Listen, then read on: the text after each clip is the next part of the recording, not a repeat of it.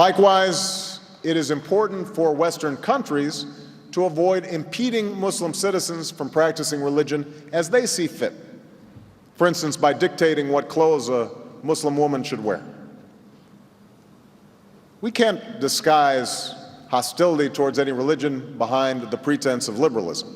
It was a coordinated terror attack by foreigners, simultaneously attacking from 3 different sides. Guys with with masks and guns. Come on, this was a terror attack, despite what this administration says. But I wouldn't even say foreigners. I mean, this looks like a terror attack that was forecasted 3 days prior, according to reports, and relayed to State Department officials inside Libya and not adhered to. This also is a situation where we know that there are elements inside Libya that's like the Wild West that the government can't even control. So being that there, the big story here is the horrific result, number one, and number two, did we know about it?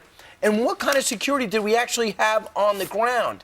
To think that this coordinated attack that seemed coordinated by everyone, from the president to people like John McCain to other witnesses who said there were about 50 commandos moving in unison. They knew the whole floor plan of the inside the consulate and even knew where the safe house was. Are you telling me they ad-libbed it? Let's listen. The way these perpetrators acted and moved, I think they're choosing the specific date for this so-called demonstration. I think this leaves us with no doubt that this is pre-planned, predetermined.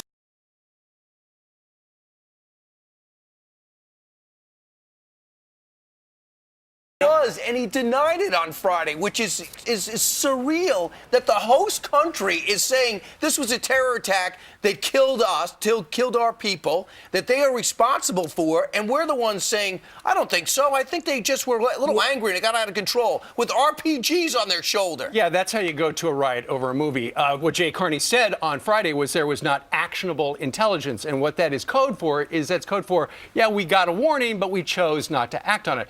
Obama's Libyan story is collapsing. Fox News has learned that the attack that killed the U.S. ambassador and 3 others was launched prior to any protests at the Libyan consulate last week. This new information directly conflicts with the Obama administration's account of the attack. Fox News foreign correspondent Leland Vittert has the details of this breaking news. Leland. Erica, this goes down to the timeline of exactly how this attack at the Libyan consulate went down. Was this simply a spontaneous protest over this movie about the Prophet Muhammad that then spiraled out of control? Or was this a pre-planned, premeditated attack by an al-Qaeda cell or an al-Qaeda affiliate group on the consulate designed to kill Americans? And what we have learned is that at 9:35 p.m. local time on September 11th, there were no protests outside the U.S. consulate in Benghazi, and then the attack began. And because of the precision of the attack, the direct fire, the indirect fire, and the pre-planning that could have taken place for that, it is very possible that there was some either inside help or some type of surveillance that had gone on at the compound. In fact, the Libyan president over the weekend said he felt there was pre-planning and premeditation into this, especially considering not only did these militants attack the compound, they also then attacked a safe house nearby that the U.S. consulate officials could have gone to for help. And the protests around the Middle East continue. By a small and savage group. The administration's foreign policy is just collapsing across the world right now. The president came in and he told us that people in the Middle East were going to love us more. I don't think that's exactly what we're seeing when we look at these news clips. The other thing is that we're finding out you can't lead from behind. But the White House, it's time. They've had 3.5 years. They've got to get out of campaign mode and get into leadership mode, and they really haven't done that. They haven't done it in this situation.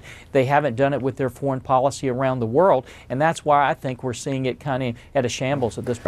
Do you see this bloodletting continue for months and months and months in Syria, where people are raped, tortured, murdered, with the assistance of Russian, remember the reset button, and the Iranians on the ground? Or will we see continued movement in countries like Egypt towards radical Islamic behavior? That's the question, I think, that's more important to our future in the Middle East. And in my view, our policies have failed since the Arab Spring began, and we have to do things a lot differently. Do you think the American people care enough about this subject for it to move votes in this coming election? I'd like to tell you yes. I don't know. I understand when the economic conditions are as bad and as serious as they are. But the traditional role of America is that America leads. This president believes in leading from behind. He does not believe in American exceptionalism, and that accounts for his behavior in even in failing to stand up for people that are fighting for freedom.